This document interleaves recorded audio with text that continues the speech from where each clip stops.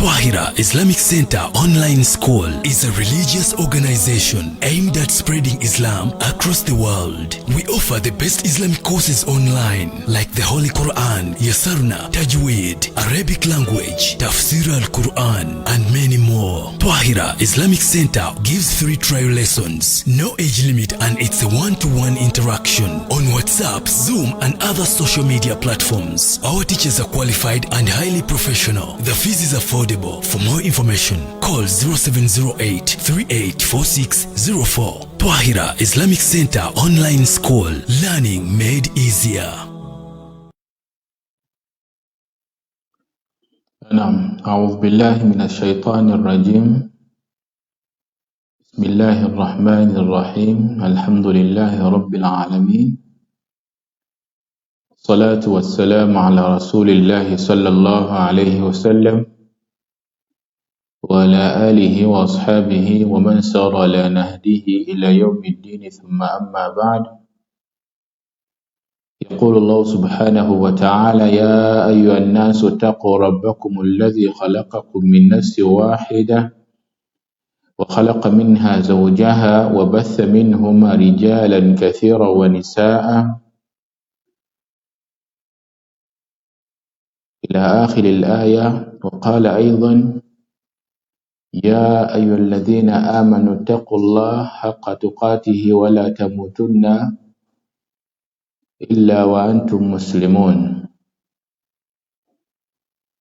ويقول الله سبحانه وتعالى: ولنبلونكم بشيء من الخوف والجوع ونقص من الأموال والأنفس والثمرات وبشر الصابرين. Baganda bange mwenna abampuliriza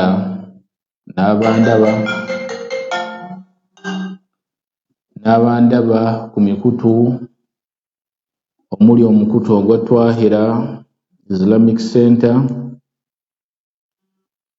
nsuubire nti alhamdulillah muli bulungi. Nsaba Allah subhanahu wa ta'ala abakuume, nsaba Allah subhanahu wa ta'ala abawangalize ku kyengera eky'obusiraamu. Obulamu bwaffe butono nnyo muno mu nsi, era akaseera omwanadamu kawangalira muno mu nsi ke katono ennyo okusinga kawangaala nga zeeri Allah we. Njagala kino nkikutegeeze nti emyaka gy'ogenda owangaalira mu kabbuli gyemingi osinga emyaka gy'ogenda owangaalira ku nsi kuno. Walidhan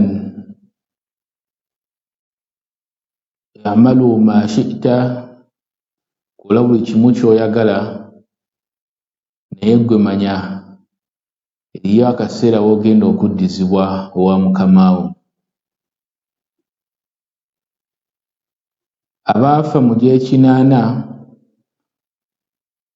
abaafa mu gy'enkaaga, abaafa mu gy'asatu mu gy'ana, n'abaafa ku mulembe gw'omubaka sallallahu alaihi wasallam, emyaka gye baafiirako ne gye baakawangala mu kabbuli egy'omu kabbuli gye gisinga. N'olwekyo bw'oba okola ekintu kyonna manya nti nno okukisasulira kwakyo gye kuli. Ate n'ekirala bwe tuba tukola emirimu gyaffe tukimanye nti Allah subhanahu wa ta'ala atulaba. Mahma kaana, wonna wonna w'okola otya, wonna wonna w'oba oli. Sisobola kuyimirira ku muzindaalo guno okuggyako nga nkukubiriza oba nga mbakubiriza okubeera nga mutya Allah subhanahu wa ta'ala haqqa tuqaatihi, obwennyini bw'okubeera nga mukola mutya. Nange nga seereseeyo. Ensonga eyatutonza nze naawe ng'ebirala byonna tetunnabikola, nsonga ya kusinza Allah waffe. Neeri asaf ekyembi, ate twava dda ku byatutonza, tuli mu kukola hawa nafsi, bintu ffe bye twagala. Naye ggwe manya yakutonda alina bye yagamba okole. Bw'onaabiteekamu omuzannyo, linda akhirul hayati. Bwe tubeera ku mirimu gyonna gye tubeerako naddala bye bakyakozesa, bw'obeera ku mulimu gwonna mukama wo n'akugamba nti kola kino, n'agamba oba n'akuwa tasiki n'agamba kola kino oba ng'oli kadaama, mukama wo n'agamba nti nkulese essiimuula wano, tegeka wano, kola kino, n'agenda nadda nga tobikoze. Wahakaza n'enkeera bw'otyo nga wewangaala, akulinda ku akhiru shahari, ku nkomerero y'omwezi, nga weetaaga ssente, anti mwezi mulamba guweddeko obadde ggwe weebalanga akola naye ng'ate ng'omujeemera, naye n'akulumya n'ateekawo embeera nti ssente tewali kino, maadhalika abamu ne babalyazaamaanya. Sijja kugamba nti okulyazaamaanya kulungi, wabula oluusi bye tukola ku mirimu bye bireetera bakama baffe mu kubeera nga ne ssente oluusi nga bazirwisaayo. Abamu kati gwe manya by'okola muno mu nsi birinza okuba nga bye bisibye n'edduwa zo okubeera nga Allah subhanahu wa ta'ala ng'azaanukula. Ng'osaba edduwa buli kanaku, olina ebizibu buli kaseera, ojja mu maaso ga Allah omusaba naye n'akulumya, kubanga gwe kennyini toyagala kusaala, gwe kennyini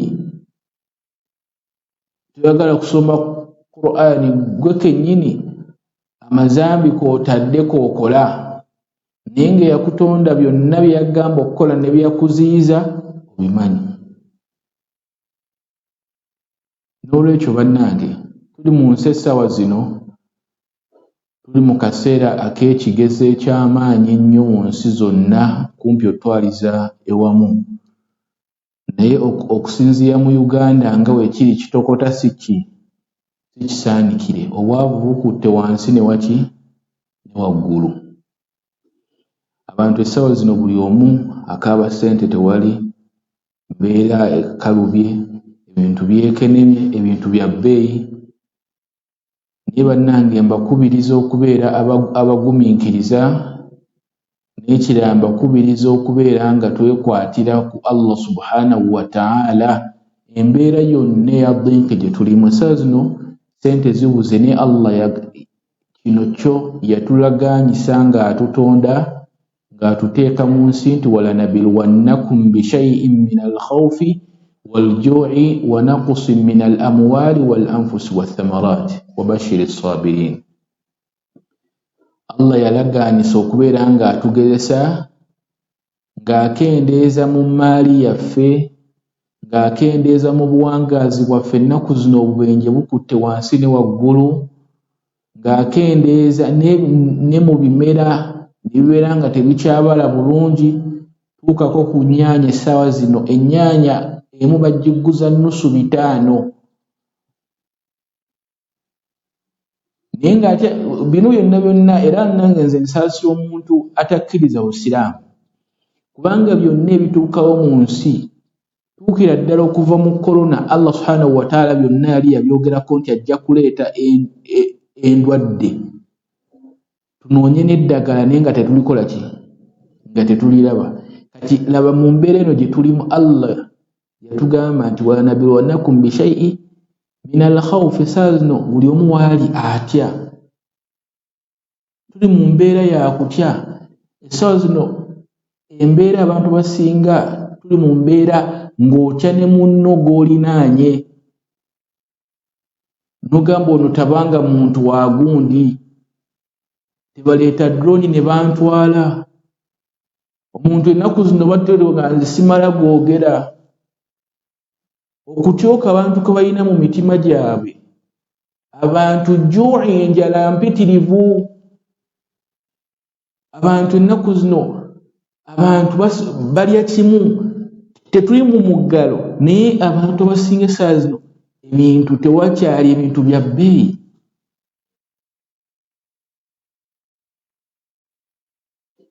Allah n'agamba nti nno waljuu'i wa naqsin min al amwaali, ne mu ssente Allah agenda kukwatamuko. Essaawa zino Allah ssente yazikuttemu kubanga value ate yeeyongeddeko onooneka. Ekintu kye wagulanga ennusu 5,000 kati kyakakaaga oba kyakasanvu oba kya mutwalo. Essaawa zino ekintu kye wagulanga nnusu 1,000 kati kya 500 kya 2,000. Allah mu ssente akutte maadhalika, ssente abantu tebakyazifuna ng'ewe bazifuna. Eyaggulanga bizinensi bakasitoma ne bajja nga bayitirivu, kati essaawa zino aggula bizinensi n'atuula. Anti bakasitoma tebakyajja, nabo tebaziyina. Emaali yagikoze sitooko n'agireeta, naye bakasitoma bakoze batya, babuze. Allah subhanahu wa ta'ala n'agamba nti ne mu ssente agenda kukwatamu. Wathamaraati, ne mu essaawa zino ebimera nabyo gwe tobiraba, bintu bya bbeeyi. Ngoye kati ennyaanya emu ya nnusu 5, abamu baava ne ku nnyaanya.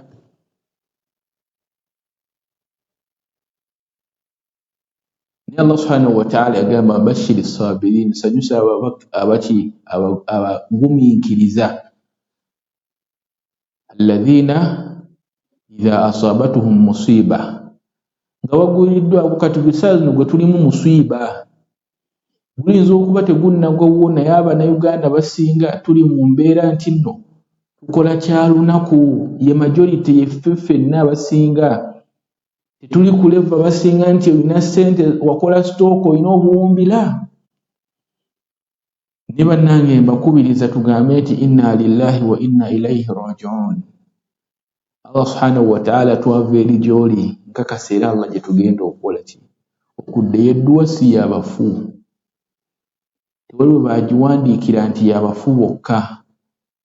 Mahma ayi musiba, omusiiba gwonna gw'ofuna gamba inna lillahi wa inna ilaihi raji'un. Lwakuba ffe twakikwata mu kufiirwa, era omuntu omuwulira nga azze n'agamba n'atandika mu bigambo bye nti inna lillahi wa inna ilaihi raji'un, tosooka omubuuza ani afudde.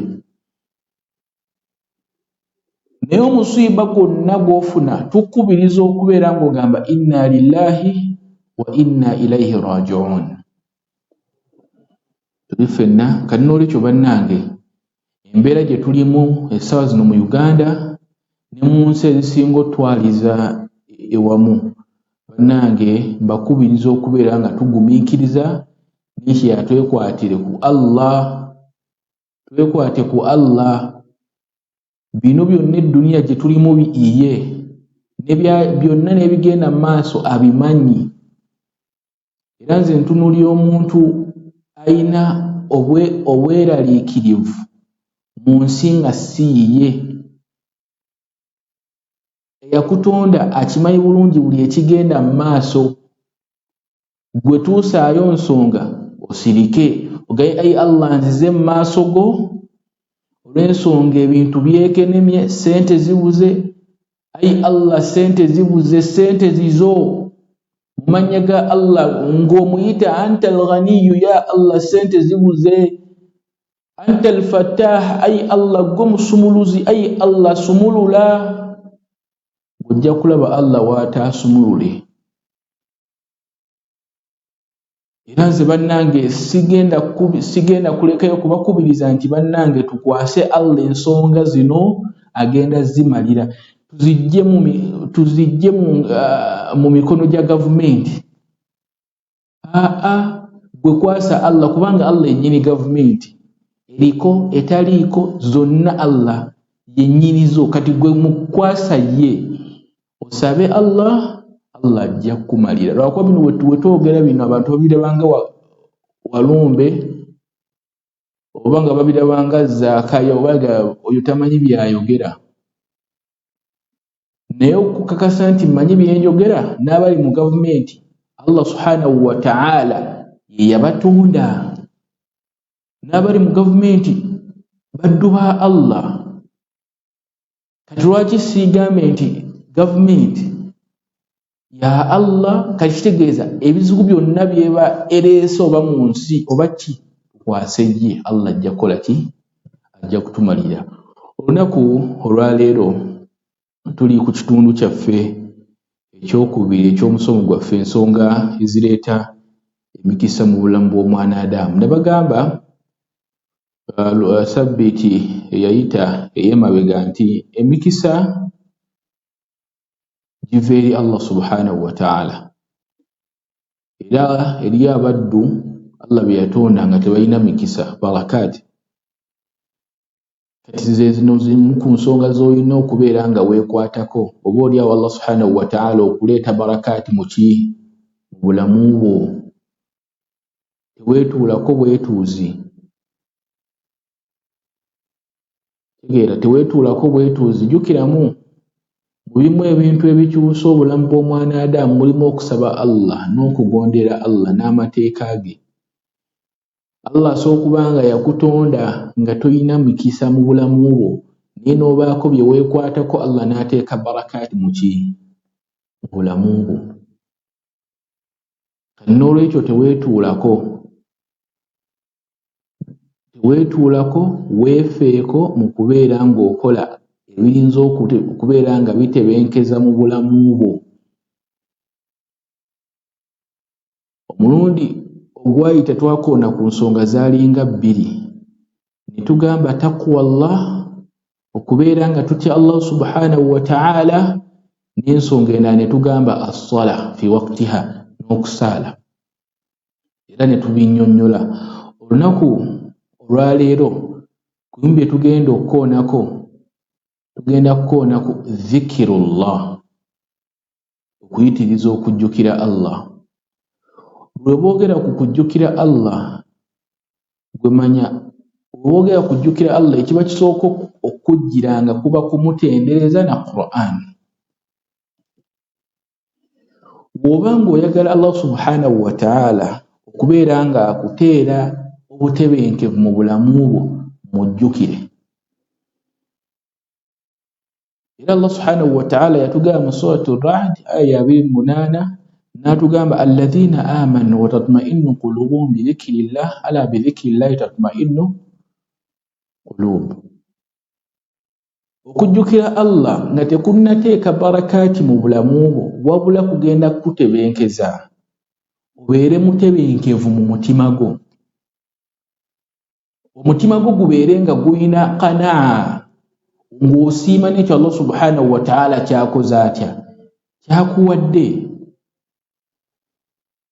Tuwangala mu nsi naye nga tetwagala kujjukira Allah. Naye okujjukira Allah waliwo adhikaari ze tusoma fi kulli duburi ssala, nga tumaze esswala zonna, ku subuhi, ku dhuhuri, ku asiri, ku magharibi, ku isha. Kati omwana Adamu okimanyi nti wasoma ayatul kursiyu fi kulli duburi ssala, oluvannyuma lw'essola ettaano. Buli luvannyuma lw'essola ettaano, weŋŋamba essola ettaano mba ŋŋamba okuva ku subuhi mpaka ku isha. Allah subhanahu wa ta'ala tewali kiba kimulemesezza Allah kumuwa jjana okujjako kufa. Ekiba kiri wakati ekimulemesezza ejjana kuba kufa kwe. Kati gwe ŋŋamba nti mazima ddala osoma ayatul kursiyu, Allah akusuubizza ejjana ate mu nsi akuwangalize mu ddiiq, akuwangalize mu mbeera ey'okuwankawanka. Weŋŋamba omuntu okuwankawanka, ebintu bibiri bino tebifaanagana. Eriyo omuntu nga mugagga ng'alina ssente naye nga talina qanaa, n'obawo omuntu nga talina ssente naye ng'alina qanaa. Kati ntegeeza qanaa, okusiima n'ekyo Allah ekitono kyakoze atya, kyakuwadde. Kubanga eriyo omuntu nga mugagga nga bagamba yennyini kizimbe kiri, yennyini kizimbe kiri, yennyini kizimbe kito, naye nga zze ng'agamba bano babamenyeewo bonna, ettaka ndyaga, naye nga bagamba bamenyeewo bonna, akakasa bulungi tebalina na gye badda. Kati oyo omuntu wa talina qanaa. Omuntu alina qanaa ye yekkusa n'ekyo ekitono Allah kyamuwadde, oba ekiyinja oba ekifaanagana kitya. era abantu basinga abantu nga balina ssente basinga tebalina kanaa okusiima n'ekyo Allah subhanahu wa ta'ala kyakukoleddewo sofa. Kati abantu basinga bwe tuwatogera mu kubeera ng'otebenkera n'ekyo ekitono Allah kyabakuwadde kyonna. Eri omuntu nga ye kasita afune ekyokulya alhamdulillah, ne wabaawo oli ng'ebyokulya ng'abiina naye nga akyawankawanka nga agamba nti kino nkyagala kiri nkyagala. Kati bannange, okujjukira Allah subhanahu wa ta'ala kugenda tebenkeza omutima gwo, otebenkere Allah subhanahu wa ta'ala kyonna kyaba akoze atya, kyaba akuwadde. Allah agenda kukuteera barakati fi hayati, mu bulamu bwo ebbanga ly'omala ng'omujjukira. Waliwo adhikaari mpitirivu, eriyo dhikiri z'osoma nga tewali na kibi kyonna Allah subhanahu wa ta'ala kyasobola kugera ne kikutuukako. Naye abantu abasinga actually tufuna n'ebizibu ebisinga naye ng'ate ng'ebizibu ebisinga birina ne solution. Bano ate oga simanya bantu nga bakola ki bankola ki. Waliwo adhikaari z'osoma ng'oli ne waakuloga atya tebituuka. Bismillahi alladhi la yadhurru ma'a ismihi shay'un fil ardi wa la fis samaa'i wa huwa as-sami'ul 'aliim. A'udhu bi kalimati llahi at-tammati min sharri ma khalaq. A'udhu bi kalimati llahi at-tammati min kulli shaytanin wa hamma wa min kulli 'aynin lamma. Nogattako ayatul kursi, nogattako suratu al-falaq, nogattako an-nas, ikhlas ne gundi endala adhikaari ng'omwanadamu ne waaba akukoza atya tewali kigenda kubeera nga kikutuukako. Hatta na bino bituva mu maka gaffe, omusiraamu yenna ng'ova mu maka go sikkubiriza kuva wako okujjako ng'osomye edduwa. Bino abatera okugamba nti olunaku lwonna lunsaze, simanya ngenze ne sitakwasayo yadde. Olwo adhikaari by'osoma ng'otawakkala eri Allah. Bismillahi tawakkaltu ala Allahi wala hawla wala quwwata illa billah. Eyo dduwa ogisoma ng'ofuluma wa mu makaago. Ng'ate Allah subhanahu wa ta'ala yatugamba waman yatawakkalu ala Allah fahuwa hasbuhu. Webanga seerabidde aya gyesembera wemba seerabidde ng'egamba yes genda mu suratu Talaq aya ndowooza yakusatu oba yakubiri yakusatu. Waman yatawakkal ala Allah fahuwa hasbuhu. Tewali mwanadamu yeesigamira Allah, yeekwata ku Allah okujja ku Allah ng'amumalira. Kati gwe imagine ofulumye mu makaago osome nti bismillahi, nsoosezza kusoma linnya lya Allah, tawakkaltu ala Allahi wala hawla wala quwwata illa billah. Ngamba wonaafuluma mu makaago n'ogenda ku mulimu era gwe n'ojja n'ogamba nti binsaze buli kanaku. Simanya ngenze ku mulimu, tewali leero kyenfunye. Adhikaari temusoma adhikaari ate mwagala Allah okubamalira. Ebirungi byonna by'ogenda okufuna ku mulimu gwo, mu lunaku lwo, mu bulamu bwo buli mu adhikaari. N'ebizibu ebikutuukako mu bulamu bwo butasoma adhikaari. Bino simanyi oli yankwatiddwa ensaalwa ekiiso, soma adhikaari. Omwanadamu nga ne waakulabako ni'ima yonna n'agezaako okukwatibwa ensaalwa tebikwata. Adhikaari nnyingi, nja kujja n'omusobo nga mbasomesa ku adhikaari ez'enjawulo ng'omwanadamu wagyekwatako ewantu tasobola gyekwatako buli kanaku okujjako nga ekirungi ekiri mu dhikiri eyo Allah ng'agenda kukimuwa. Waliwo adhikaari nga tosobola gyekwatako n'ogyekwatako nti buli kanaku ngisoma okujjako Allah ng'akuwa ekirungi ekiri mu dhikiri eyo. Nze mbagaye bano simanya bandoga, simanya oli yandoze, simanya ki. Kwata waliwo dhikiri ze basoma, wallahi oli ne wagenda ewa jjajja gundi, jjajja Mukasa, n'agenda obaseeka bakuba ebitabo mu nsi yonna nga bagenda kuloga ggwe, tebikwata. gusoma bismillahi alladhi la yadhurru ma'a ismihi shay'un fil ardi wa la fis samai wa huwa as-sami'un 'alim. Wallahi nkula erinnya lya Allah niwe banabaagala okubaako ekibi kyonna kye bakola tekigenda kubeera nga kikutuukako. Bajja kukanya kukulabanga musajja nga anyirira, musajja nga akola ki, naye nga tebamanyi byoliko. Kumbe gwe weekwata ku Allah. Ku dduuka lyo balaba kasitoma okubeera nga bajjira kumukumu, kumbe wavudde waka ng'ogaye bisimillahi tawakkaltu ala Allah. Weesigamidde Allah. Bano baavuddeyo nga bavaayo nti mukazi gwe nkulekedde essere zino zitakumala gw'amanyi, ng'owavudde weesigamidde Allah. Wavudde weesigamidde Allah nti ai Allah byonna bye ŋŋendako mbikwasizza ggwe, gw'alina okubeera ng'ommalira. Kati ŋŋamba nti ogenda fuluma mu makaago leero n'enkya n'omwaka gugwo wali nga gwe buli kanaku ky'okwatako nti nno kikuyitamu nga azikaari. Mbagambye zikirullah byemu ku bireeta barakaati mu bulamu bw'omwana Adamu. Kubanga zikiri zino wojja ozisoma, n'ekirala mbakubiriza nnyo soma zikiri ng'omanya amakulu gaayo. Kubanga bw'osoma nga tomanyi makulu gaayo togenda kumanya ladha yaayo. Era kyekireetedde kathiru minno okubeera nga tusoma Qur'an leero enkya n'otaddamu gisoma. Lwaki? Tomanyi ladha yaayo. By'osoma tomanyi makulu gaabyo. Tosobola kino kakitwale mu mbeera ey'oluzungu. Tosobola kusoma katabo ka luzungu n'okasoma n'omalako peegi namba nga togitegedde n'oyoyo okusoma peegi ey'okubiri. Tekisoboka. Era ofa okulaba nti wano badde boogera ku nsonga weeti, kanyongero oginnyonnyoka ndowooza ku peegi eddako. Kati ye Qur'an, abasinga tusoma Qur'an kati towadde mu mwezi gwa Ramadan nga tusoma Qur'an. Abo okusinza abantu tebamanyi ladha yaayo, balowoozezza nti Qur'an yakomye mu Ramadan. Balowoozezza nti olwamaze Ramadan Qur'an ya Allah, salaamu alaikum ya Qur'an. La, Qur'ani omuntu amanyi ladha ya Qur'an asigala agisoma. Olw'ensonga lwagisoma ayongera otegeera nti Allah ate ensonga yaddamu n'agyogerako waati. Era abatera okusoma Qur'ani mwezi gumu n'apanduuka mangu, ebiseera ebisinga batamanyi makulu gaayo. Njagala ogamba omuntu amanyi amakulu g'ebigambo by'asoma naddala mu Qur'an nga yali alekeddeawo okusoma Qur'an. Era ensonga lwaki ne bamufaza abasinga tebalina murajaa, olw'ensonga bye basoma nabo tebabimanyi makulu gaabyo. Bawufazo basinga omusangawo nga hafizu bagamba yakwata Qur'ani nga namu ffenna tugamba hafizu era twaliyo nga bamutikkira. Naye nga akhil karim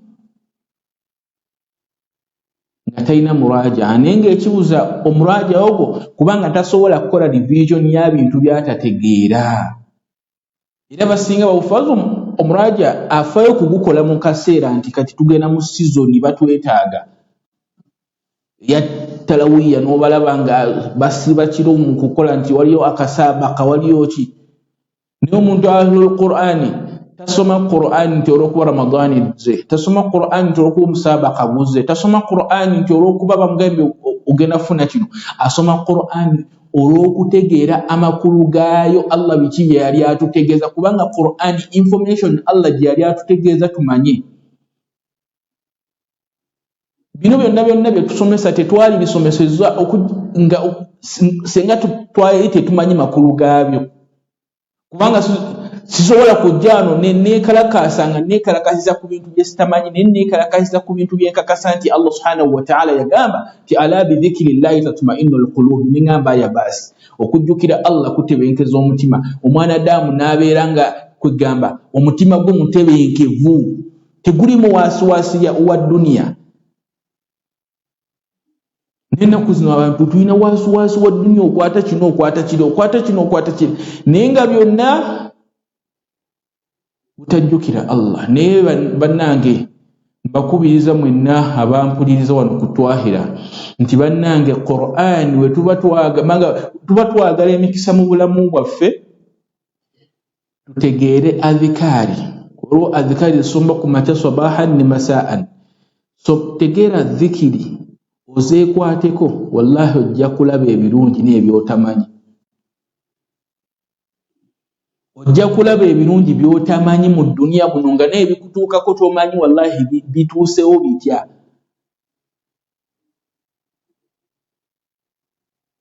Eriyo dhikiri omwana Adamu waagisoma nga teri niya gy'agisomeddeko Allah amuwa ekyo kyennyini nnyini ky'agisomeddeko. La ilaha illa anta subhanaka inni kuntu minadh-dhalimin. N'agiddiringana okujjako Allah subhanahu wa ta'ala ng'amuwa ekyo kyennyini ky'agikola. Ekyennyanja we kyamira nabbi ani? Ayub yagamba nti la ilaha illa anta subhanaka inni kuntu minadh-dhalimin. N'agiddiringana okakkana Allah ng'amugye mu buzibu. Kati gw'olina ebizibu byonna ate toyagala kujjukira Allah. N'olwekyo bwe tuba twagala emikisa mu bulamu bwaffe mbagambye tunoonye azikaari zonna. Gwe tuula wansi no funayo seekawo. Omugaye seeka njagala kuyiga azikaari. Gwe mugaye njagala kuyiga azikaari muve mu bino njagala kuyiga dduwa. Kuba omuntu omugamba dduwa songa nti genda weesabire genda wali mabbali weesabire. Nge njagala kuyiga azikaari. Wonna amamuga njagala kuyiga azikaari azikuyigirize. Omugaye buli zikiri gy'onjigiriza njagala onsomesa n'amakulu gaayo. Gwe okola buli zikiri gye bakusomesa kubanga zikiri ezisinga zonna ziriko ne hadiisi yaazo lwaki zisomebwa era ne zibaako n'ebirungi lwaki zisomebwa na birungi ki by'ofuna ng'ogisome. Kati okola seeka ebyo ng'abiggamba takusomesa busomesa zikiri okujjako ng'akuwulidde n'ebirungi ebiri mu hadiisi eyo kubanga zikiri ezisinga zonna zajjira mu hadiisi ez'enjawulo nga ziriko n'ebirungi omwana Adamu senga abikoze atya, senga aba agisomye. Eri eyajja negaa nti omwana Adamu asoma ayatul kursiyu fi kulli duburi sola, tewali kiba kimulemesezza kuyingira ajja n'okujjako okufa. Eriko hadiisi nezino zonna zembadde nzijamba nnyonnyola. Tuli ffenna ensonga eyo ngimaze inshallah. Ensonga endala kuzimu ku nsonga ezigenda oleeta emikisa mu bulamu bwaffe. عليك بقراءة القرآن في كل يوم. nkukubiriza okubeera ng'osoma Qur'ani buli kanaku walaw aya neba aya emu. N'ekirala nkukubiriza nnyo okusoma Qur'ani ng'otegeera amakulu gaayo nga wenkugambye kubanga Qur'ani eno yajjanga erimu ddagala. Lwaki omwana Adamu amajini we gamukwata tetumugamba kuwuliriza misomo gy'abaseeka? Lwaki oza tetumugamba nti bamutereko ku kaswida? Lwaki oza omwana Adamu amajini we gamukwata bagamba mumutereko Qur'ani awulirize ku Qur'ani? Kitegeeza Qur'ani erimu ki? Erimu eddagala. Ffe lye tutamanyi tulaba bulabe kitabo abamu tubiine waka biriko n'ennabbu biriko ki ne Qur'ani ddagala. Qur'ani ku bimu byerimu. Qur'ani erimu okusaasira kwa Allah. Awalan Qur'ani erimu obuluŋŋamu. Lw'ogisoma wooti n'ogitegeera va ku bino ffe bagisoma ne tutategeera na Allah subhanahu wa ta'ala by'ategeeza. Naye Qur'ani erimu obuluŋŋamu. W'osoma aya n'ogitegeera oluŋŋama. Abantu bangi nnyo basiramuse naye nga basiramuse kuwuliriza Qur'ani. Omwana Adamu abantu bangi nnyo nyina ka video kenawako ak'omuzungu yagamba nsiramuse olw'okuba nti bwenteekako bwensanga bataddeko Qur'ani n'empuliriza omutima gwange gutebenkera nnyo naye wempulira music ate omutima gwange mpuliranga gwe bwokya. Video kaali awo simanyi muzungu linnya lye naye nakalabako ngawulira omutima gwe nga gutebenkera nnyo nga Qur'ani ng'agiwuliriza era nawulira nti obulamu bwe bwonna buli cool. Lwakuba ate ffe ennaku zino ebintu byakyuka, omuntu oba ne stress ate agamba nange kanteekeko ku nnyimba n'agenda n'ateekako.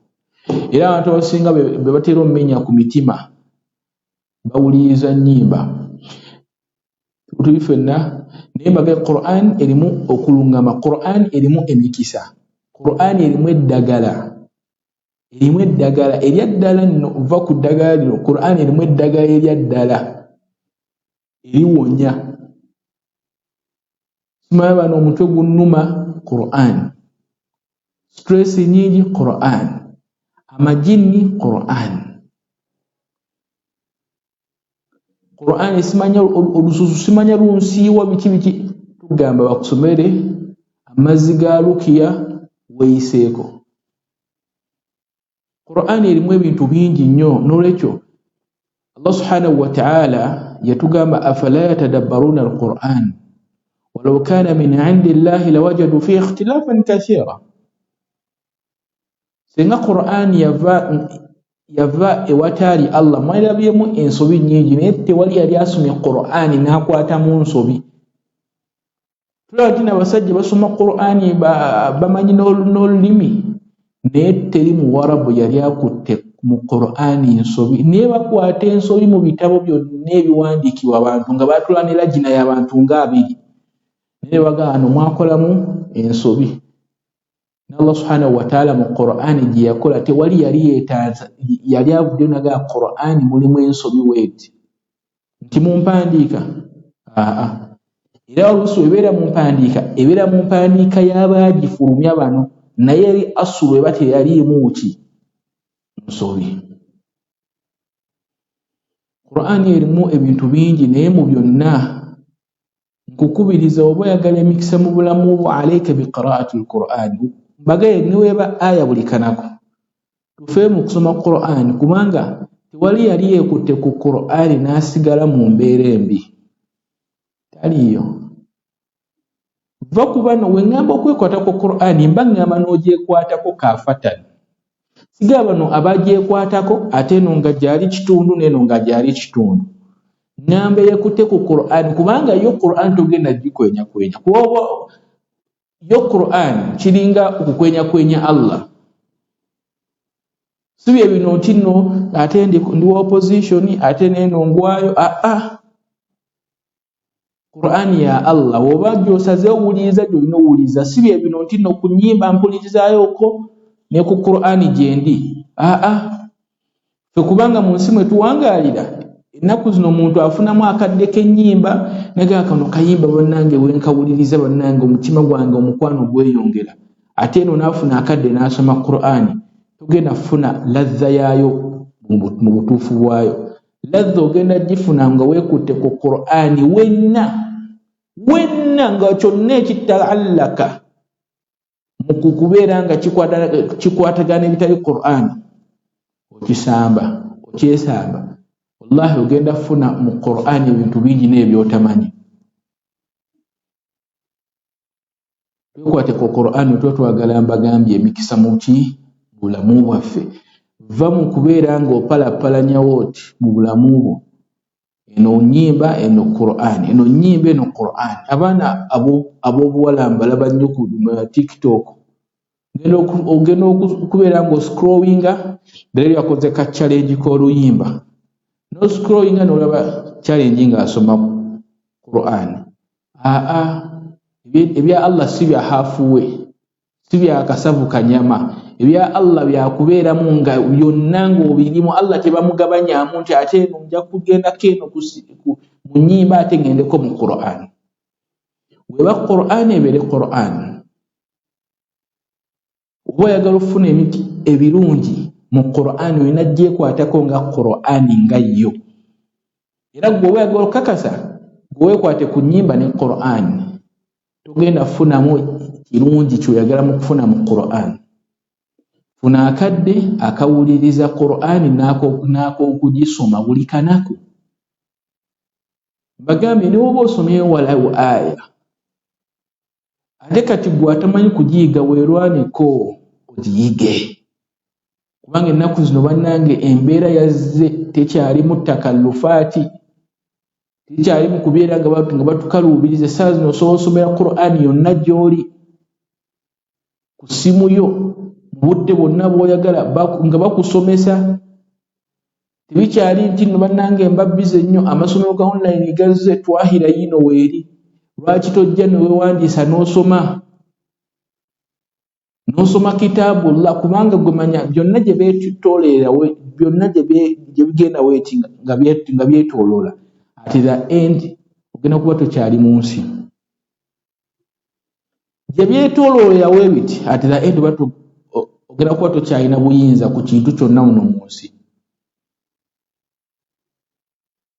Golesesa zino kabaka pulezidenti wa Dubai akyalina sse olowooza mu nsi ye era essaawa zino bwe bamulabako beekanga takyalina sse.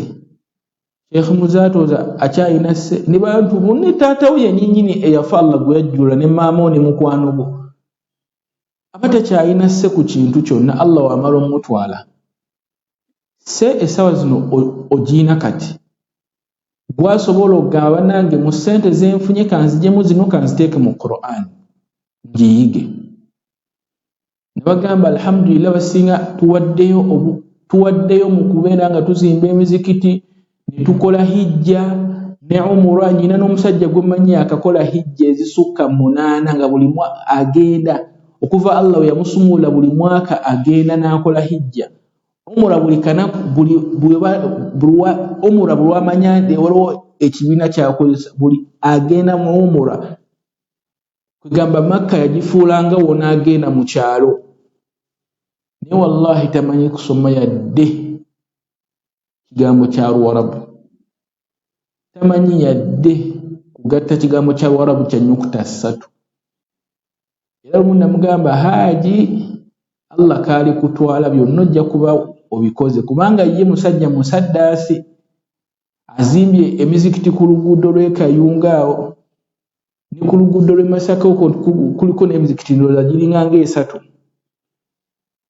sijja mwogera linnya wabula musajja Allah yamuwa ku ssente naye wallahi tamanyi yadde Qur'an namugamba byonna obikoze osaddaase okoze hijja zakagiwa omusajja gwe naakalabanga mu bamu ku basajja nga yanoonya seeka okumuwa zaka va ku bano abasajja bano abagagga bano be babeerako tizanange zaka oli yennyini yakubira imaamu nti se jangu okime zaka yange saddaaka zaaziwa Allah amuwadde ku ssente naye namugamba Allah byonna obikoze naye Qur'ani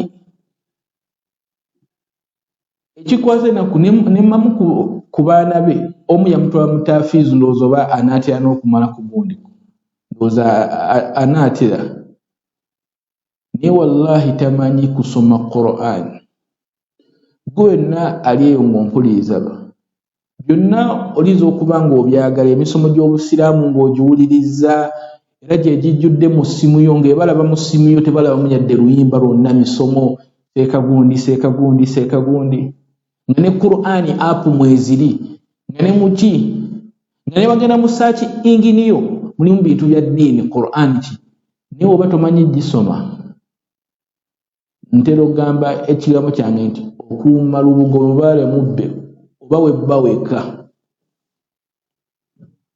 Qur'ani tuyigiiga ogisoma omuntu amanyi okusoma Qur'ani n'omuntu asaddaase Qur'ani omuntu amanyi ogisoma yasinga agisaddaase kubanga omuntu amanyi ogisoma yayingira mu hadithu eri khairukum man ta'allama al-Qur'an wa 'allamahu nti abasinga obulungi mummwe khairukum man ta'allama al-Qur'an noti khairukum man tasaddaqa al-Qur'an kubanga basinga tuwaddeyo ne mu kusaddaaka Qur'ani ntera okulaba programs nnyingi nnyo ku mitimbagano kuno sigezaako kuzirinnyira program ez'okusaddaaka Qur'ani tugende mu maaso nga tuzikola munfune bulungi omanyi ku media bakulaba ng'oyo otandise okwogera gamba musajja ate atandise okutulinnyira musigaze ebintu byammwe tugende mu maaso nga tusaddaaka Qur'ani ku media ndabako program kugamba ku mikutu egisinga gyonna egi bane musaddaka Qur'ani ya mutwalo linasindika emitwalo 10 nga jakuwayo mu Qur'ani oyingira mu aya ya kusaddaka oyingira mu aya ya Qur'ani manga mugundi mu hadithi ya Qur'ani yagamba khairukum man ta'allama mufuna khairukum man ta'allama al-Qur'an asingo bulungi mummwe yayize Qur'an oluvanyuma n'agisomesa si asinze obulungi mummwe yasaddase Qur'an yadde naye afuna empeera z'okusaddaaka naye tayingira mu hadithi eri n'olwekyo bwe tuba twagala okufuna empeera ennyingi tuyige Qur'an kubanga ojja kufuna n'obudde obugenda ogiyigiriza abaana bo mukyala wo n'omuntu yenna azze n'agamba nti seeka eno aya esoma etya nti musiraamu eno aya esoma etya funayo akadde gwe kiteeke ku rotiini yo nga abasinga ennaku zino bw'ofunamu nko ku ssente n'ogejja batandika okugamba kola ku fiziko kuuma ku mubiri ojja okwewala endwadde za sukaali babikuutira nnyo omuntu kasita ofuna ku ssente oba kasita akulaba otandise sala ku mubiri gendako mu jjiimu era oli n'afuna temutebo nga yo nti buli lwakusatu ssaawa ezitimba mu jjiimu ng'era okozesa tekuba puroguramu yonna si kibi neera tufuneeyo puroguramu nga yiyo haji seeka musiraamu mugagga gundi mukyala gundi nga yiyo yakusoma Qur'ani sente Allah kazikuwe naye bannange yigosoma Qur'ani empeera ogenda kufuna nnyingi okusinga empeera z'ogenda okufuna ng'osaddaase kubanga wonaagisaddaaka togenda kumanya wajjoogiwadde togenda kumanya wabula woogisoma ogenda gisoma jjukiramu mungundi mu kusoma Qur'ani buli harufu ofuna empeera 10 buli harufu ofuna empeera 10 buli harufu engamba harufu sitegeeza nti nno alifu lam mim harufu mba ntegeeza alifu harufu ne laamu harufu ne mimu harufu yani buli nyukuta ziba empeera 10 nti alhamdu eriko ennyukuta mmeka nti 1 2 3 4 5 zempeera 50 just alhamdu tegeera nti bannange tuyige okusoma ki Qur'ani abasinga tuli ku media kuno bakuyita na sekati bakuyita hajjati gundi ngero omuntu atakuyita linnya lya hajjati toyitaba n'omusiraamu gwe manyawo nga omuyita erinnya eritali haji n'otateekako haji tayitaba ngero bino haji gundi naye nga wallahi ebyo byonna tebigasa nga tumanyi kusoma Qur'ani nze essaawa zino kyenjagala tofa okugikwata kale kyo kikalube naye kale yiga ogisoma twifena yiga kale tilawatani yaayo nti bannange wonna wembikula mu Qur'ani nsobola okusomawo alhamdulillah nti wonna we bambikulira nti waawano nsobola okutandika nti bismillahirrahmanirrahim si nti bannange mbiraba wano nga nnyukuta bannaye badesigninga bulungi tebirimu kudesigninga bulungi wabula weefeeko osome Qur'an nga bakubikulya wonna otandika butandisi nti eno juzu ya 18 aya weti n'otandika bismillah kino kigenda nnyo naddala mu bantu abakulidde mu myaka balina ku ssente nawe atalina ssente obanga okuyidde emyaka emyaka naddala myaka 3 4 5 abasinga edda Qur'ani tewaali nnyo emphasis ya kubeera nga bagisoma oba kugisomesa bantu era tewaali nnyo ssira naye essaawa zino ndaba abantu era tebagifuddeeko kyokka ate ng'obuwangazi bugenda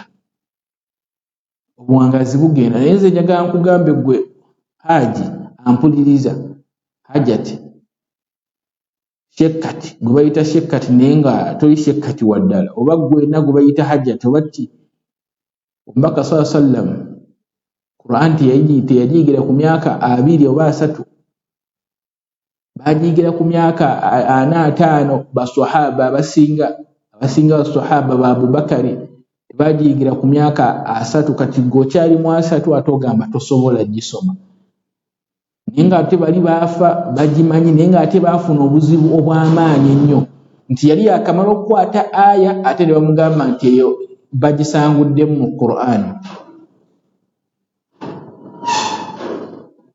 Kubanga edda ku mulembe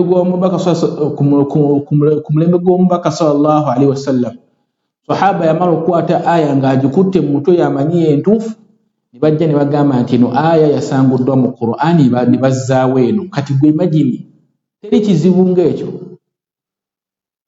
nga yakamala okukwata aya sahaba ne bamugamba nti eyo aya esanguddwamu eno, kati saa zino yeerimu ng'entuufu. Kati ng'ate alina okulwana eri ogyerabira oba ogisangulamu ateekewo eno. Kati gwe saa zino tewali gye bagenda sangulamu Qur'an yajjula, naye ate ogaanye okugisoma. Nze bwe ne woba ogambye nti nno buli kanaku osoma aya 2 omwezi oba oli mu aya 6, programu wogenda nayo Allah wankakasa bulungi tasobola woba olina emyaka 3 tosobola uweza myaka 50 okujjako ng'oli hafizu. Wallahi tosobola ng'ogeze ne programu ya kulli shahari buli manga fi kulli yawm ng'osoma aya 2 omwaka tosobola uweza myaka tekisobola yitawo myaka 2 okujjako ng'oli hafizu oba kale nga Qur'an yonna ng'ogimanyi. Tulina rotini zaffe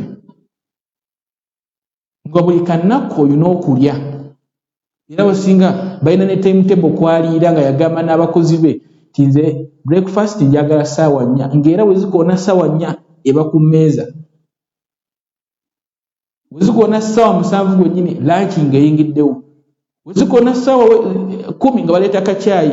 Tulina schedule ezo, teekamu schedule y'okusoma Qur'an nti bannange buli kanaku we zikoona ssaawa gundi mba mu kusoma Qur'an, ebirala byonna birinde. Ffenna bana ensonga ya Qur'an tugifeeko nnyo, ensonga nga zinnyo tukojjoogerako tetujja kumala. Kyesembyayo nakyo lunaku olwaleero ku musomo gwaffe, ngenda sembyayo ku bimu ku bintu ebireeta emikisa mu bulamu bw'omwanadamu. Mulimu okubeera ng'ayitiriza nnyo istighfar. Istighfar gwe manya kwe kuyitiriza ekigambo astaghfirullah fi lisanik ku lulimi lwo. Okumanya istighfaru zagenda wala. Allah subhanahu wa ta'ala la yuhramu al-abd, Allah asobola okumma omwanadamu rizqi lidhambin yusibu, olw'ezambi yaba akoze. Allah asobola okugaana okwanukula edduwaazo olw'ezambi eryo. Era nze ntunuulira omwanadamu amalako olunaku nga tayigambye ekigambo astaghfirullah. Nga ne Nabbi Muhammad sallallahu alaihi wasallam Allah gwe yasonyiwa ebyamusobako, Allah n'amuyingiza ejjana ng'akyali ku nsi, Allah gwe yalinnyisa eddaala nga yasinga ebitonde byonna ekitiibwa, yagambanga astaghfirullah fi yawmi akthar min 70 marra, emirundi egisoba mu 7. Gwe Allah gwatalaganyisangako jjana nti Abdallah ogenda yingira ejjana, gwe Allah gwatalaganyisangako jjana nti gwe Amina oluwamu jjana, oganye ogamba astaghfirullah wabula ku lulimi lw'okuyitirako. Sajja bano ebintu babirinnyisizza nnyo, balimba nnyo sikulimba eno gavumenti batufuze bubi. Sagala tubeera okwo ku media twogera bwogezi by'omanyi by'otamanyi by'otalinaako mitwe n'amagulu okukakkana nga babase batutte. Tuulako wansi ekigambo astaghfirullah tosobola wogamba 70 marra tosobola nakuweza ddakiika 15 ng'okyayi ku kigambo ekyo. Astaghfirullah n'emirundi n'eddakiika 15 nnyingi, naye omubaka yakyogera. Naye oli mbagambye Allah yamusukkulumya, yasinga ekitiibwa. Tewalijja kitonde kyonna kuno ku nsi nga kisinga Nabbi Muhammad sallallahu alaihi wasallam kitiibwa, tewali. Kuno ku nsi tolaba nti buli kanaku bazaala n'essaawa zino wenjogera waliyo eyakava muleeba tewali alizaala kitonde kisinga kitiibwa okuggyako nabbi Muhammadin sallallahu alaihi wasallam. Naye Allah gwe yasonyiwa n'amuyingiza n'ejjana nga ne ku yawmul qiyama yagenda abantu b'ekibiina kye bwe bagenda osooka okuyingiza yagenda osooka n'okuyingira ejjana nga gwe tonnayingira, nga tewali kitonde kyonna kyayingidde ejjana, nga tewali muddu yenna yayingidde ejjana yagenda ogisookamu ng'agenda nawolereza gwe Allah tagambangako nti Amina, nti Kulusuumu, nti Sofiya, Majidu, ogenda wolereza gundi ne gundi, wabula ku lulimi lwo oyitirizaako lugambo, kugeya, kusooza, kuvuma. Kati onaafuna otya emikisa mu bulamu bwo? Bagambye istighfar omwana Adamu Allah asobola omumma riziki olw'ezambi lyakoze. Allah subhanahu wa ta'ala yatugamba mu suratu Nuh natugamba faqultu astaghfiru rabbakum innahu kana ghaffara yursilu as-samaa alaykum midrara wa yumdidukum bi amwali wa banin wa yaj'al lakum jannatin paka aya yazigwa kuva ku aya 12. Faqultu astaghfiru rabbakum innahu kana ghaffara. Nabbi Nuh yagamba abantu bintu bane mwogeye Allah subhanahu wa ta'ala innahu kana ghaffara. Allah wanaama basonyiwa kati saa zino Allah wanaama tusonyiwa yursilu samaa alaykum midrara. Allah agenda teeka barakati mu bulamu waffe. Tusobola okuba nga tuli mu ddiini ey'ebintu okuba nga birinnye ebintu biki sente zibuze naye nga mazambi gaffe, kubanga Allah asobola okusiba ebintu byonna eby'omwana Adamu. Sente nizeesiba, yali ayingiza emitwalo 10 olunaku lulamba ng'ayingiza mutwalo, oluusi n'atayingizaako ddala kubanga embeesa zino gye tulimu. Yali ayingiza takyayingirizaako naddala kumpi. Abantu ennaku zino bateekamu buteesi, agenda ku mulimu n'ateekamu transport, naye ne transport kennyini gwe yataddemu ng'agenda n'atamufuna ku mulimu. Anti bakasitoma tebazze. Kati tuyitirize dya astaghfirullah astaghfirullah astaghfirullah astaghfirullah. Mugaye nabbi yakyogeranga sallallahu alaihi wasallam emirundi egisoba mu 7. Naye ng'ogaye oli kyali kitonde ekitagwa mu zambi, kiri ekitonde tekigwangako mu bwenzi. Nabbi sallallahu alaihi wasallam tagwangako mu bwenzi yadde obwesembereza. Nabbi Muhammad sallallahu alaihi wasallam naye saa zino nkakasa bulungi okusanga omuvubuka ow'emyaka 2 nga tagwangako mu bwenzi ku mulembe guno eno kalla. Tuukako mu bakyala ennaku zino okusanga omwana ow'obuwala afumbirwa nga bikira kizibu. Okusanga omwana ow'obuwala afumbirwa nga talinayo kaana ka haramu kizibu. Okusanga omuvubuka ng'agenda kuwasa nga talinayo bwana bwa mabbali kizibu. Okusanga omusajja actually n'omusajja obuvunaanyizibwa omusajja gwe tumanyi nti mukulu mu myaka, omusanga nga mu baana be mulimu n'abaana nga tebamanyikiddwa mu kikka naye nga gye bali.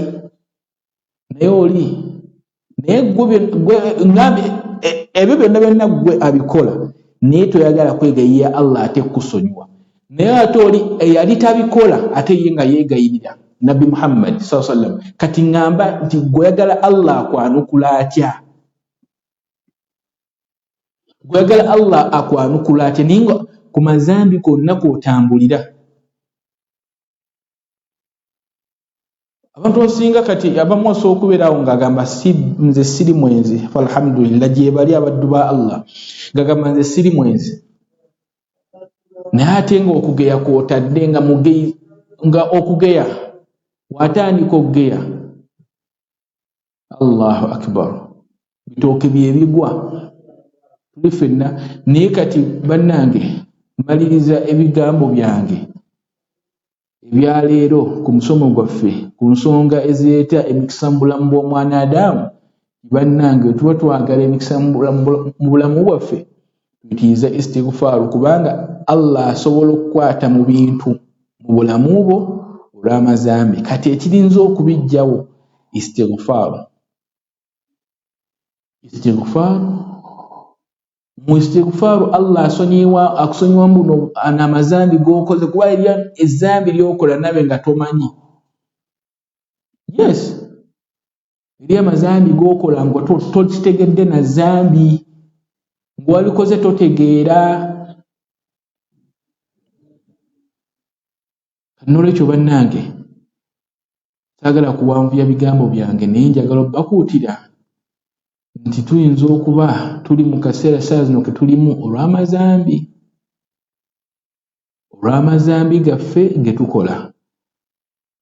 Naye saagala kubanga maliriza bigambo byange okuggyako leero ngenda kubairawo ne kawasiya katono nnyo ke njagala okukubiriza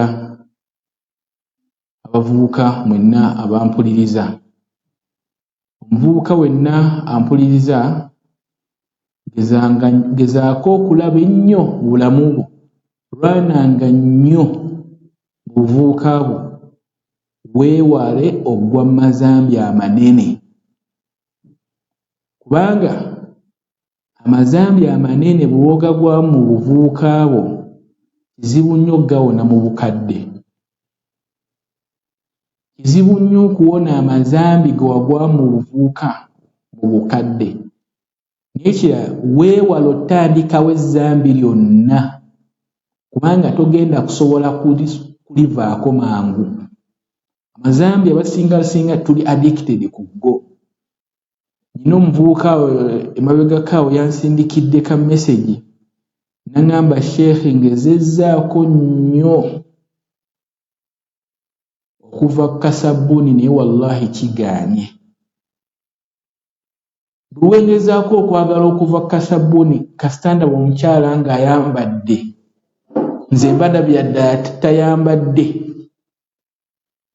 Naye namaliriza muwadde IDM ne mugamba olina essimu ya smartphone sekyo?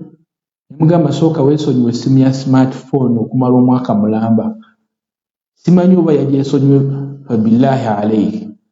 Yamanyi ne Allah wenzi naye sooka weesonyiwemu essimu ya smartphone kubanga bwe tuwadde twogera namubuuza nti wembeera eno wegituukamu obeera otya? Nangamba ndaba firimu zino ez'abantu wano nga tebambadde. Namugambye nti bw'obanga firimu ezo ze zikuleetera okulaba oba okugwa mu zzambi eryo, namugambye sooka weesonyiwe essimu okumala omwaka mulambe ya smartphone nga tokyagiriko, ng'era tokyayagala yadde ogibeerako oddeko ku mapeesa. Eyo saagala kugendayo nnyo. Naye essaawa zino kyenjagala okukoonako nti bane bavubuka mmwe twewala okugwa mu mazambi mu buvubuka bwaffe kubanga amazambi gano kizibu nnyo okumala galivaako. Weewala okugwa mu bwenzi mu buvubuka bwo kuba togenda buwona mu bukulu. Ekikyaleetedde bakadde baffe okubeera nga ne kaakati bakyali benzi kubanga basinga olina taatawo naye ng'olabira ddala ayina akakyala nga kalina kubeera kako, ng'alina omukyala ng'olabira ddala siyasi kugamba tasaanidde. Abasinga tulina ne bakadde baffe niwe taata waakuswaza oba maama waakuswaza olw'obwenzi. Naye ng'ekyo kyonna ezzambi lino aba teyalitandise mu bukulu bwe gwe omulabidde, aba yalitandika mu buvubuka. Weewala otandika ezzambi mu buvubuka bwo, togenda sobola kumalako nalyo mu bukadde kubanga ezzambi amazambi gano eddagala lyago abasinga eddagala tetulisobola. Weewala ogwa mu zzambi otandikawo ezzambi mu buvubuka bwo kubanga ogenda mu maaso mpaka mu bukadde bwo. Ate weewale okuwangaala n'emikwano gyo nga gikola nnyo amazambi kubanga naawe ogenda kumaliriza ng'olikoze. Kubanga almaru ala ddiini khalilihi falyanzur ahadukum man yukhalu oba man yakhlulu, nti eddiini yo eyimiriddewo na mikwano gyo gino bakhaliri bo bano ba close friends. kati gezaako okwetegereza ennyo g'ofuula mukwano gwo. Mikwano gyo giba nga tegirina ddiini, togenda kuba na ddiini. Mikwano gyo giba nga gisiiba nnyo outing, ogenda maliriza mu outing. Mikwano gyo giba nga gisiiba mu Quran, ogenda kusiiba mu Quran. Mikwano gyo giba nga gisiiba mu betting, mu bupapula, gy'ogenda osibira. Kati weetegereze nnyo omuntu gw'ofuula mukwano gwo, kubanga mukwano gwo yayimiriddeko eddiini yo. Eddiini yo eyimiridde ku mukwano gwo, oyo gw'ogamba nti ono Khalili wange, close friend wange. Gezaako nnyo okulaba Khalili wo oyo nga aliko bintu bya ddiini byokka. Tubeera na Khalili wo ng'asaala jjuma yokka, ogenda maliriza naye ng'osaala jjuma yokka. Tubeera na mukwano gwo nga yeeswala agirabira ddala kiri mayina, kantu katono nnyaako tekanteeka ku pressure. Beera n'omukwano ng'esswala bw'etuuka abula kulwala oba okumiisinga esswala. Beera n'omukwano nga ye tava mu muzikiti, tava mu kusoma Quran. Beera ne mukwano gwo wonna kakiringa hatta bw'oyinza okulowooza mukwano gwo mba njogerako ono akusula okumpi, ne gw'olina ku ssimu yo abantu b'oyogera nabo. Kuba omuntu gw'oyogera naye wabanga alaba firimu za kinaaku, kajja kubeera ne groups nga firimu ezo nga baziteekamu. Agenda maliriza gambye naye nyina kibi group wane eno mwani byakabi. Omayize nga nange nteekaayo. Zina groups muno mwani mulimu obukyala bungi nnyo, nange nteekaayo. Ekigenda ovaamu togenda kyagala. Ojja maliriza nga eddiini ekoze etya, kwegamba egudde. Obeera ne mukwano gwo nga tava mu ssabo, wallahi ogenda maliriza naye nga tova mu ssabo buli kaseera. Jjajja agambye eki. Obeera ne mukwano gwo ayimiriddeko ebintu bingi nnyo mu bulamu. Mukwano gwo wabanga si mukozi, chances ez'okubeera nawe ng'oyagala nnyo okukola ntono. Kati twetegereze emikwano gye tulina mu bulamu bwo. Nze naliko ebweru, naye nali mu ggwanga lya Misiri, naye nga waliyo abaana nga bo babuwala nga tebaagala biyumba. Ngera bayikola gundi ffe tetwagala biyumba, ng'emirimu gyabwe gyakukola gyakwetunda mu bavubukavubuka. Ng'ako ke kakyeni kaabwe, kati nga naye wojja n'obeegattako ng'omaliriza ng'obayingiddemu oti ng'okola bye bimu. Katuwa n'emikwano gyo nga yalabira ddala tugeze okudduka, oba kugeze kati nga mmwe abakyala n'obeera n'emikwano gwo nga nakiyombekedde, chances ez'okufuuka nakiyombekedde ze ziri haayi. Chances ez'okufuuka nakiyombekedde, era gw'omwami yenna mpuliriza mukyala wo bwe wagamba nti ayina mukwano gwe nga muwala, mubuuze mufumbo. Oba si mufumbo, mubuuze yali afumbiddwako, wagamba nti tafumbirwangako. Itizoke ne wagamba nti yafumbirwako n'avaayo, gezaako okulaba ng'omwetemako, ng'omugamba oyo muveeko, tomusembeza nnyo. Kubanga agenda maliriza oli nakiyombekedde ng'ayonoonye mukyala wo. Ng'ayonoonye mukyala wo, ng'atandise omusiigamu. Abasajja bonna misege, tebafaanana. Musajja bonna misege, toweesiganga musajja. Akakavubuka kagamba bikyako nti owange jjo teyalese ssente, muviire eyo obugooti, totawaana. Gwe towuliriza ezo mboozi z'amalwa, muviire. Ekivaamu naye ng'omukyala we afuuka nakiyombekedde. Naawe omwami naawe omukyala kyekimu. Omwami wo bwe waabeera n'abasajja ng'okimanyi nti oba tugeze nti tebaagala nnyo okukola naye baagala nnyo wasa. Kubanga abasajja nabo gye bali nga ye ayagala nnyo wasa, ng'era ayagala nnyo emisomo gy'Abamathina wa Thulaatha wa Ruba. Manya chances za bbaawo okubeera ng'ayagala nnyo okuwasa osinga okukola ze zigenda okubeera haayi. Kubanga be bakhalili be bakola batya, bawangala nabo. Khalili w'omukwano gwo kintu kikulu nnyo mu bulamu bwo, era w'obanga Nabbi sallallahu alayhi wa sallam falyanzur ahadukum man yukhali oba man yakhulul. Omuntu yeetegerezenga nnyo gw'afuula mukwano gwe. era nze mukyala mikwano gye nfa okulaba nga ngimanyi we mubaamu omuntu nga nakiyombekedde simukkiriza nnyo musembereza kuba mbanyi nti nno kubanga tetuba perfect nkubeerako nga toli perfect byogenda onnakuwoza mukyalawo agenda maliriza nga abigambye olina kiyombekedde laba mukyalawo okubeera nga bambi nga badde mukyala mugumiikiriza jjukiramu omuntu afuna ekizibu kyonna aba anoonya gwakigambako mu kunoonya gwakigambako laba gwakigambako nga nakiyombekedde aba agenda maliriza nga amugamba viira embwa eyo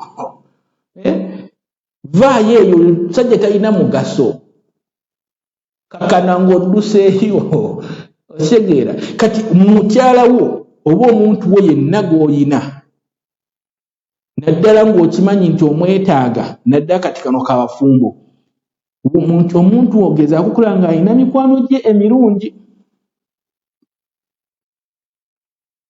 omanya nti hatta n'abaana baffe emikwano gyaffe gye gifuna abaana bo oba oyagala nabo babeere nga balungi funa okulaba nga balina emikwano nga mirungi omusiraamu bw'obeera n'omwana wo nga musiraamu ng'oyagala amanye esswala mikwano gye gyazannya nagyo bweba nga bayimba baby Jesus wallahi tusuubira omwana wo okudda ewaka ng'ayimba baby Jesus I love you kati era tosobola kunenya mwana kubanga gye emikwano gyazannya nagyo gwe kiteeke ku mwana omwana omuteeke ku baana banne bazannya nabo nga bayimba baby Jesus omulekeyo wiiki nnamba oba ng'omwezi mulamba agenda kudda ewaka nga agamba mami Jesus I love you kati emikwano kintu kikulu nnyo obanga olonda gezaako okulaba nga nakyo kikuluukya ng'okyetegereza kati gwe omuvubuka wenna oba oyagala eddiini yo enywere mukwano gwo emirimu gyo era abasajja abazungu basinga agamba nti nno mbuulira gw'oyita naye simanya nkubuulire actually n'abaganda bakiina nti mbuulire omuntu gw'oyita naye oba nkubuulire biki nti omuntu gw'otambula naye kugamba ayimirako ebintu bingi nnyo mu bulamu bwo n'olwekyo subhanaka allahumma bihamdik ashhadu an la ilaha illa anta nastaghfiruka wa atubu ilayk sigenda kuwanguwa kusingako wano naye nga mbaagala nnyo tusisinkane wiiki ejja sawalla atuuseeyo amanya nsigadde kikimala akram nga ndi muweereza wano ku Twahira Islamic Center ne ku Twahira Islamic Charity Organization. Assalamu alaikum wa rahmatullahi wa barakatuh. Twahira Islamic Center Online School is a religious organization aimed at spreading Islam across the world. We offer the best Islamic courses online like the Holy Quran, Yasarna, Tajweed, Arabic language, Tafsir al-Quran, and many more. Twahira Islamic Center gives 3 trial lessons, no age limit, and it's a one-to-one interaction on WhatsApp, Zoom, and other social media platforms. Our teachers are qualified and highly professional. The fees is affordable. For more information, call 0708 384604. Twahira Islamic Center Online School. Learning made easier. Bw'osoma eddiini yo n'ogitegeera buli kimu kikwanguyira. Twahira Islamic Center Online School nga kitongole kyazimbibwa ku musingi ogw'obusiraamu bwe baviiriddeyo okuzimba mwoyo nga bakusomesa eddiini y'ey'obusiraamu. Ekitongole kino kyewaayo okusaasanya obusiraamu mu nsi yonna nga bayigiriza abantu eddiini yaabwe nga bayita ku mikutu egy'empuliziganya egy'enjawulo. Bakusomesa obusiraamu n'ebigwa mu kkowe eryo era nga bakusomeseza wonna w'oba oli ku ssaawa gy'oyagadde ku ssimu yo. Abakulu n'abato mwenna mwanirizibwa. Bakusomesa Quran n'okugikwasisa ku mwoyo mu butuufu bwayo. Bakusomesa Yasaruna, Tajweed mwoyigira amateeka g'okusoma Quran, Tafsir mwoyigira amakulu ga Quran, olulimi Oluwarabu n'edduwa ez'enjawulo ne koozi endala nnyingi nnyo mu kibakola era nga bakenkufu mu misomo gino. Osoma abasomesa obalabako era n'ebibuuzo n'obuuza. Twahira Islamic Center basomesa nga bayita ku mikutu egy'enjawulo ng'enkola ya WhatsApp, Zoom mu ngeri y'okuwanyisiganya amaloboozi, vidiyo n'okukuba ebifaananyi. Emisomo gino w'ogikuba oli ku mutwe oweebwa satifikeeti ey'akamalirizo. Okumanya ebisingawo ku nteekateeka eno kuba ku nooti 7, nooti 8, 38, 46, nooti 4. Tusubwe omukisa guno okuyiga eddiini yo.